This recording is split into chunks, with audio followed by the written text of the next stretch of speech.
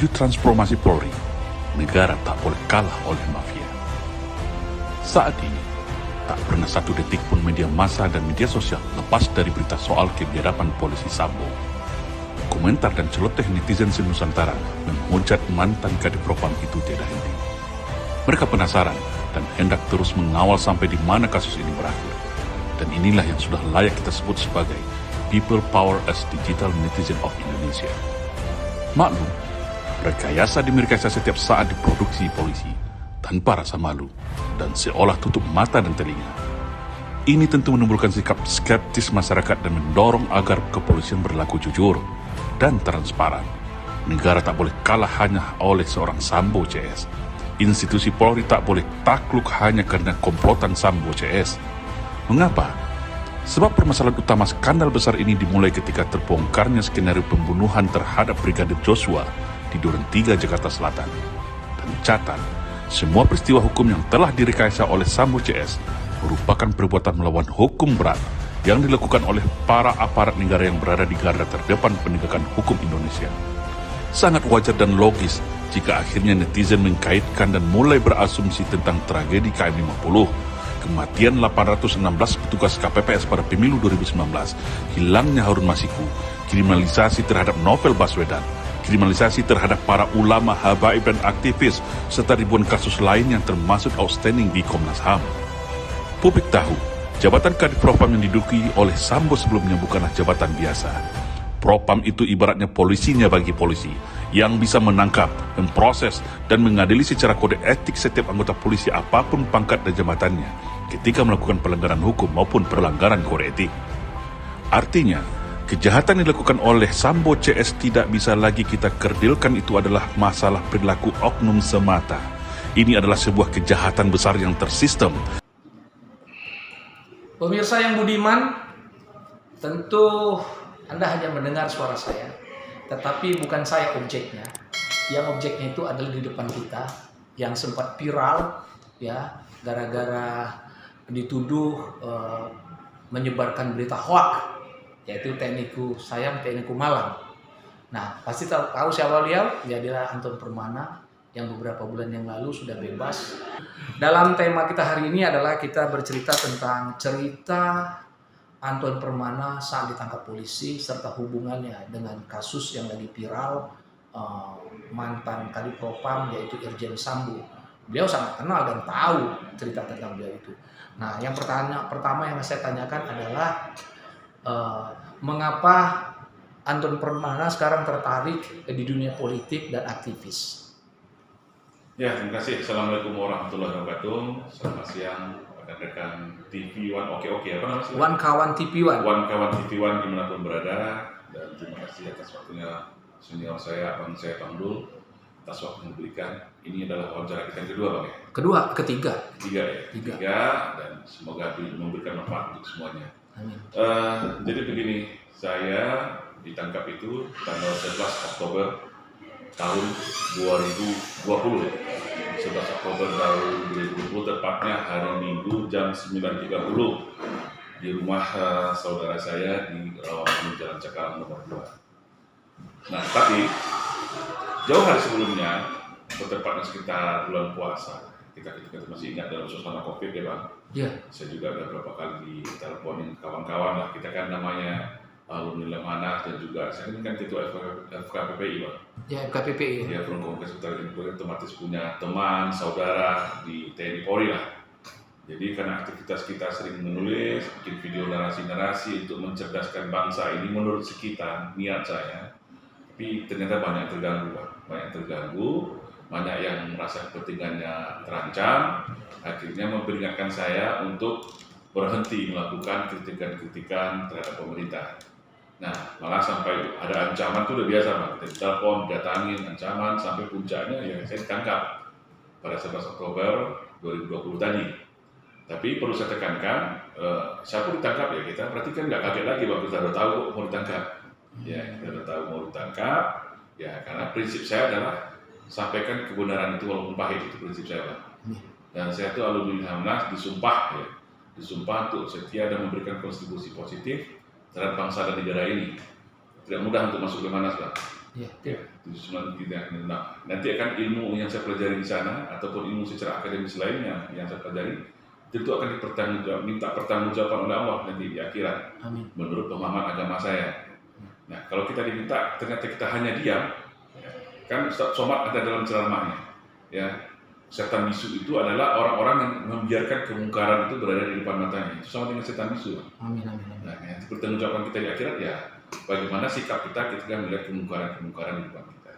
Ya, betul. Nah, akhirnya saya ditangkap, akhirnya saya sampai di penjara, menetap di baris krim selama 7,5 bulan.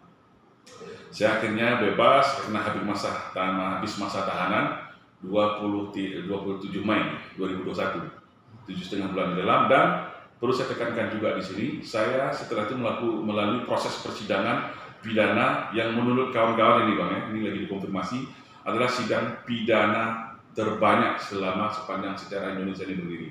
Sebanyak 66 kali 18 bulan. Setiap Senin satu sidang di PN Jakarta Selatan. Sampai sekarang belum ada yang memecahkan rekor sampai 66 kali sidang. Saya bawa referensi itu sampai 3 koper. Jadi ini luar biasa. Nah, yang menariknya lagi ini perlu saya tekankan juga di sini saya sampaikan. Saya diberitakan masalah Omnibus Law dalam kerusuhan. Ini pertama dulu. Padahal saya ditangkap karena video narasi TNI TNI Kumalang. Nah, ini kan dirilis. Tapi nama kita semua yang sudah dilucuti, Bang, handphone segala macam komunikasi nggak bisa, kita nggak tahu. Ini setelah saya di luar, ya, udah tahu. Oh, nah 2 minggu setelah itu barulah dicari-cari video saya terkait Omnibus Law. Jadi di dalam persidangan saya kemarin, saya itu didakwa oleh 2 video. Pertama video tentang TNI TNI Kumalang, ini adalah kajian saya di Lemhanas ya, tentang bagaimana mengkritisi perluasan kewenangan polisi saat hari ini menurut saya sudah kebablasan, ya, sudah melewati batas, melanggar Undang-Undang Dasar 1945 dan juga undang-undang dan menabrak undang-undang yang lain. Sehingga yang saya takutkan ketika itu terjadi abuse of power atau power tends to corrupt kepada polisi. Dan ternyata sekarang terbukti. Salah satunya dengan kasus Sambo CS ini. Terus yang kedua tentang video surat dukungan mogok KAMI, Koalisi Aksi Menyelamatkan Indonesia, terhadap buruh untuk menolak RUU Omnibus Law. Ya, surat dukungan mogok tujuannya saya buat ini adalah saya hanya membacakan surat resmi dari KAMI yang ditandatangani oleh Presidium. Itu ada Pak Jenderal Gatot, Prof. Dinsan Sudi dan Prof. Rahmat Wahab. Saya hanya suara doang, Bang, tapi dituduh itu menyebarkan berita bohong. Oke, itu 2 hal. Nah ternyata apa yang disampaikan oleh surat dukungan mogok itu, ternyata MK menyatakan RUU Omnibus Law itu setelah disahkan menjadi Undang-Undang Cipta Kerja inkonstitusional. Nah, artinya kalau kita lihat sekarang, apa yang saya sampaikan itu sangat terbukti benar. Tapi faktanya, contoh pertama tradisional, ketakutan terhadap perluasan kewenangan polisi yang menurut saya itu sudah kebablasan, ya, terbukti dari kasus Sambo dan kasus hari ini kan. Iya, kedua tentang Omnibus Law. Ternyata MK juga Mahkamah Konstitusi menyatakan Undang-Undang Cipta Kerja itu inkonstitusional, walaupun tanda kutip berlaku selama 2 tahun. Artinya saya sampaikan itu semuanya benar, faktual. Okay. Cuman faktanya saya dipenjara 7,5 bulan dan sampai sekarang pun masih dalam proses banding. Bayangin nih, rekan-rekan se-Indonesia, produk hukum Indonesia saat ini, itu yang saya alami. Demikian Pak. Nah, yang terakhir, ini secara mengenai konstruksi hukum saya itu dituduh pidana berlapis, Pak. Mulai dari Undang-Undang ITE, itu ada pasal 28, pasal 45, ujaran kebencian, sara, dan lagi yang kedua adalah Peraturan Pidana nomor 1 1946, pasal 14. Pasal 14 itu ada 2 ayat. Pertama, menyebarkan ujaran kebohongan yang menyebabkan keonaran. Ya. Nah, ternyata di dalam dakwaan maupun vonis semuanya tidak terbukti. Saya divonis dengan peraturan pidana pasal 15-nya, Pak, yaitu menyebarkan berita yang tidak lengkap. Ya. Berita yang tidak lengkap dan patut diduga menyebabkan keonaran. Nah, dari sini aja udah nampak sebenarnya kebablasan bagaimana ya mulai dari polisi, jaksa dan hakim itu. Nah kalau saya beri keonaran apa yang saya timbulkan itu tidak ada satupun buktinya di persidangan. Nah keonaran mana dibilang keonaran virtual, ini lucu nih. Salah satu saksi yang melaporkan saya ketika ditanya mana keonaran virtual, dibawa 18 lembar ke depan hakim, katanya pro dan kontra. Ternyata pro semua Pak dalam perdebatan itu. Jadi banyak sekali kelucuan-kelucuan kita hadapi di persidangan, termasuk ahli pamungkas mereka itu Bu Dr. Koni mengatakan, Bu, tolong saya itu salah, mana yang benarnya? Ya, kita sama-sama pengamat pertahanan nih, saya bilang. Akhirnya Bu Dr. Koni apa bilang, Pak Hakim, gitu ya. Saya apa yang dirasakan Pak Anu itu saya juga rasakan. Berarti kan clear seharusnya. Iya, tapi saya tetap divonis 7,5 bulan. Inilah kondisi wajah hukum kita hari ini. Bayangin saya buat 3 kopor. Dalam video TNI Santai Dukungan itu ada 14 poin, Pak. Saya rinci. 1 poin itu saya mau melampirkan referensi literasi dan pendapat umum dan berita 5-10. Berarti 128 referensi. Nah, ketika diadu di persidangan, 1 pun nggak ada yang bisa bantah. Kalau saya bohong, mana yang bohongnya, mana yang benarnya. Kalau saya, ini dasar saya. Kalau saya berlebihan, mana yang berlebihannya, ini dasar saya. Nggak terbantahkan, Bang, tapi saya tetap divonis. Itu kira-kira selintas seperti itu ya. Iya. Pertanyaannya adalah begini, ini agak sedikit Bang, ini tentang peraturan pidana. Peraturan pidana nomor 1 1946 ini ibaratnya undang-undang zombie nih, Bang. Udah mati dihidupkan kembali. Bayangkan peraturan pidana tahun 1946, Indonesia masih hitungan bulan, masih bayi, membuat sebuah peraturan yang secara valenistik atau asbabun nuzulnya, memori valenistik itu seperti asbabun nuzul. Kenapa undang-undang itu dilahirkan? Karena kita baru merdeka, masih banyak pendukung-pendukung Belanda itu yang mengganggu, yang menciptakan orang tidak menerima kemerdekaan kita. Seharusnya itu di zaman itu, Bang, yang ketika itu belum ada undang-undang dasar, belum ada DPR RI, belum ada tentang HAM, tapi digunakan lagi oleh rezim hari ini untuk menangkap, untuk menjatuhkan, untuk melumpuhkan musuh-musuh politiknya yang dianggap mengancam kepentingan politiknya. Nah, itu hanya digunakan sejak zaman Ratna Sarumpait pertamanya, peraturan pidana 19 undang-undang darurat. Ini kan lucu ini, ya? Aneh kan? Ketika sama SBY, Soeharto aja nggak pernah menggunakan undang darurat itu. Yang kita stigmakan otoriter ternyata nggak pernah menggunakan aturan itu kan? Iya. Nah sekarang rezim yang katanya hasil sebuah reformasi menggunakan peraturan pidana yang zaman bahola, yang tidak HAM kalau kita bicara asasi manusia. Nah ini kira-kira untuk publik Indonesia ketahui bagaimana bobroknya wajah hukum bangsa kita hari ini. Waduh, sebelum ditangkap nih, ada nggak ancam-ancaman, dapat berita ancaman yang mengindikasikan kita ketangkep, ada nggak? Oh banyak, Bang, luar biasa, Bang. Kita orang lapangan tuh diancam, diteror, nggak peduli kita. Saya nggak tentara, Bang, lahir di batalion, Bang, kita nggak peduli, Bang. Kita ini pejuang, kita ini aktivis yang kita sampaikan kebenaran. Betul. Tidak hanya ancaman, Bang, juga bujuk rayu juga ada. Kalau kita gini gitu, orang kita sama-sama tahu lah ya. Ini permintaan transaksional, ya. Ada juga mendekati saya, asal mau gini-gini aman, saya nggak mau. Ini adalah kewajiban saya. Jadi jangan ada tuduhan, dia tuh karena nggak dapat aja. Oh sorry, kita bukan seperti itu. Ya, kita insya Allah memang adalah demi bangsa dan negara ini yang menurut saya sudah pada titik nadir yang sangat kritis. Oke. Pertama kali ketangkep, nah, apa yang dipikirkan oleh Anton? Wah, ketangkep nih gue. Yang terlintas gitu. Ya, kita udah bikin SOP-nya, Bang. Saya kan jangan SOP untuk tertangkap, SOP mati pun udah saya siapkan ke keluarga saya. Makanya kita biasa ada kita tangkap. Oke, kamu dari mana? Dari Mabes. Oke. Apa yang kamu permasalahkan tentang video ini? Oke. Sekarang ini kita tidak ada berita acara. Saya akan hubungi pengacara saya. 1 meter radius tidak ada boleh di samping saya. Saya ikutin tim Mabes. Gitu aja, Bang. Dan saya pengen di sini komandan kelet tertinggi. Saya hubungi mana? Sudah gitu. Kalau kalian KP mohon maaf, nggak paham kali ini tentang materi ini.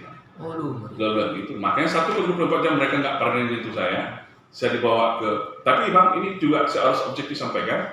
Para penyidik yang menangkap saya itu semuanya sopan, sangat profesional. Ini juga harus objektif ya kita sampaikan.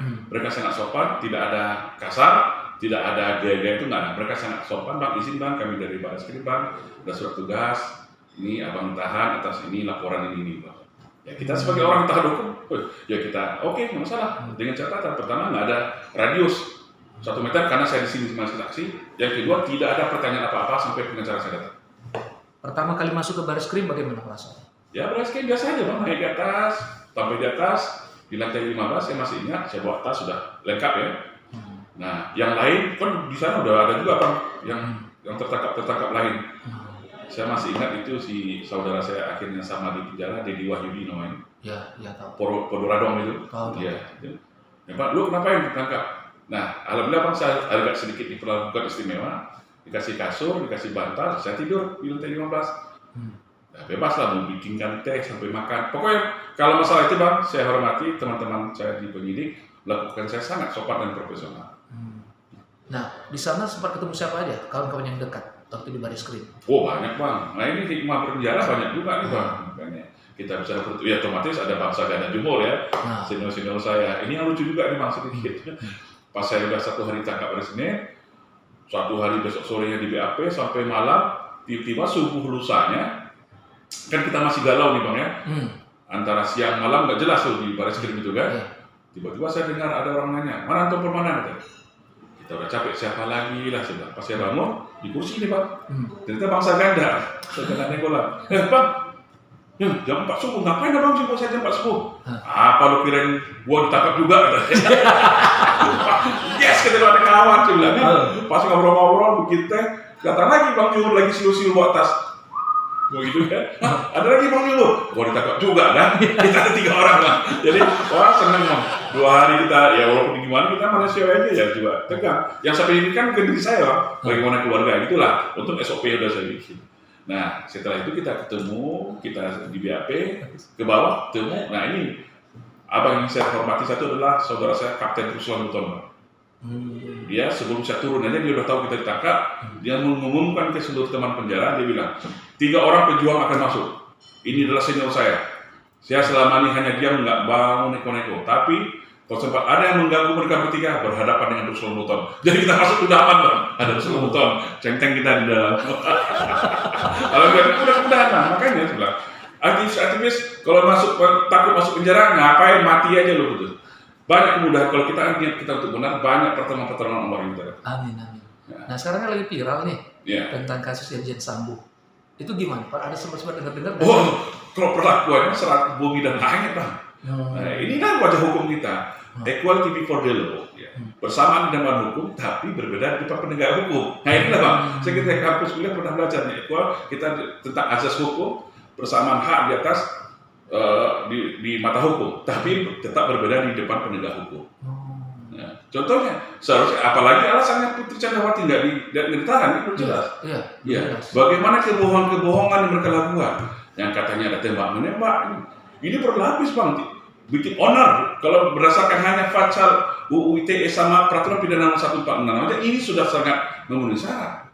Apalagi dikaitkan dengan pembunuhan berencana, apalagi banyak itu berlapis. Tapi lihat, ya tersangkanya baru berapa hari. Saya 1 hari nggak jelas kasusnya, langsung ditersangkakan.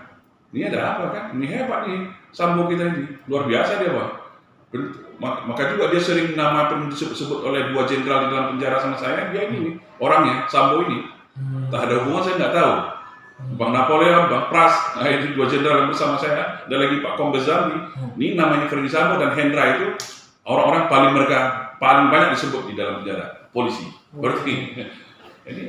Nah saya lihat perlakuannya kok jauh kali perbedaannya Bang. Ya kan? Ya Putri Candrawati aja rekonsiliasi dia nggak pernah pakai baju orang saja. Oh alasan dia kemanusiaan. Di penjara saya ada yang punya anak 11 orang. Ya kan kasus edisi case itu kan Bu Suryani itu. 11 orang. Justru Pak Bang dari umur 1,5 tahun udah pakai KPI nggak ada penangguhan, nggak ada alasan kemanusiaan. Nah ini kan inilah wajah hukum kita hari ini. Perlakuannya lihat lah sangat berbeda Bang. Setelah keluar dari penjara, ada nggak tetap memiliki niat untuk membela? Oh tetap Bang, ada. Kita berhenti mati aja Bang. Nggak takut? Wah nggak ada insya Allah. Ya kita apa lagi Bang? Ya kita hidup ini nggak untuk mati Bang. Oh betul. Ya itu akhirat. Untuk bangsa negara ini Bang. Saya anak tentara Bang. Dari kecil udah latih untuk itu Bang. Betul. Memang dipersiapkan untuk melawan pembubaran ini. Ini musuh kita udah nyata Bang. Ini setelah keluar dari penjara ini kan masih banding kan? Ya. Apabila terjadi banding ditolak bagaimana? Ya masuk penjara lagi. Biasa itu Bang. Ya berarti biasa. Yang jelas Bang, qul Allahumma maliki mulki tu'ti mulka man tasya'. Amin. Allah itu akan mempergilirkan kekuasaannya. Siapa yang diinginkan? Ini kan masalah roda kekuasaan ya. Ini masalah siapa yang berkuasa aja Bang. Ya, ingat, hukum besi dari demokrasi itu, hukum besi dari kehidupan bernegara itu kekuasaan itu dipergilirkan. Ya. Sekarang mereka berkuasa, suatu saat lagi kita nggak tahu. Dengan satu kasus Sambo aja, lihatlah mereka porak-poranda. Porak-poranda. Iya kan, ini hati-hati. Takut Ini kan? yang saya jaksa, hakim-hakim, polisi-polisi, siapapun terlibat penjarakan saya tahu semua. Saya tandain, Pak. Ya nanti kalau kita nggak dendam supaya nggak mudah lupa. Ya. Saya selalu ingatin. Janganlah mentang-mentang punya kekuasaan lalu sewenang-wenang. Bukan saja Bang, ratusan mungkin ribuan orang-orang dizalimi di bangsa ini. Betul. Mereka nggak ingat, mereka lupa. Kekuasaan itu kan dipergantikan. Dan ada batasnya. Ada batas. Firaun aja mati. Nah, Firaun aja mati, Hitler juga mati. Gitu. Betul. Siapa kekuasaan lebih hebat? Siapa lagi? Nggak ada yang hebat, cuma mati. Betul. Ya, masyarakat rakyat itu menerima sekarang diam ini bukan berarti dia karena takut, mencatat.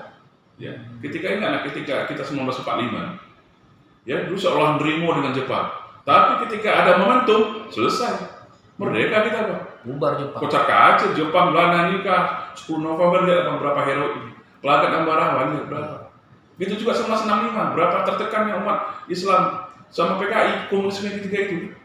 Tapi ketika ada momentum, ya, turunnya jelas. Sebentar Bang, berbalik arah. Ini hati-hati. Ini luar biasa nih, kezaliman yang dirasakan oleh umat Islam bangsa ini. Kemiskinan, semuanya manipulatif luar biasa. Betul. Setelah keluar dari tahanan ya, apa kesibukan sehari-hari apa? Ya biasa, kita yang bisa kita tulis, tapi ya diskusi, seminar. Yang penting apa yang bisa kita sumbangkan, kita kontribusikan terhadap bangsa ini. Ya, Abang lihat berapa kali saya diundang seminar, Betul. ada yang terbuka, ada yang tertutup. Ya akhirnya saya sampaikan. Apa yang saya sampaikan selalu saya pertanggungjawabkan. Dunia dan akhirat, bukan hanya dunia aja.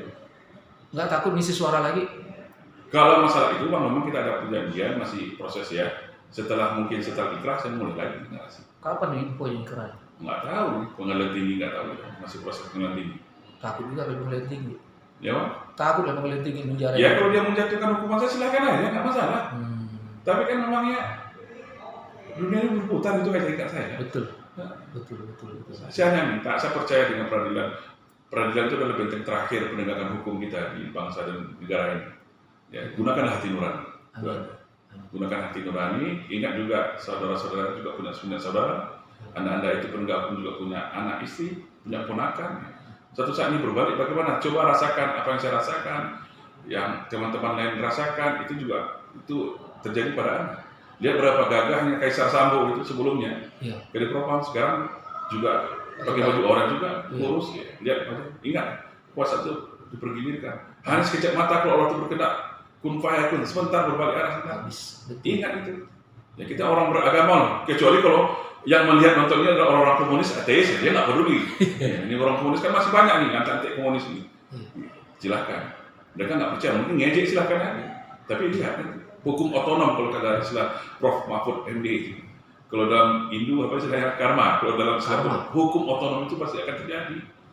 Ya, apa kejahatan kita lakukan pada orang itu akan berbalik arah kita. Dan pasti kena. Entah lembat laut. Nah, niat kita hanya mengingatkan bangsa ini karena cinta. Karena cinta bangsa ini, kita cinta polisi, kita cinta TNI, ya. Kita cinta pemerintahan ini, kita cinta bangsa ini yang begitu bersusah payah jadi merdeka. Ternyata sekarang di bawah cengkeraman oligarki, ya kan? Dan apa lagi naik nih? Nggak tahu kita nih. Ya kan? Ya. Sampai kapan sihir media ini kan bisa melakukan untuk masyarakat?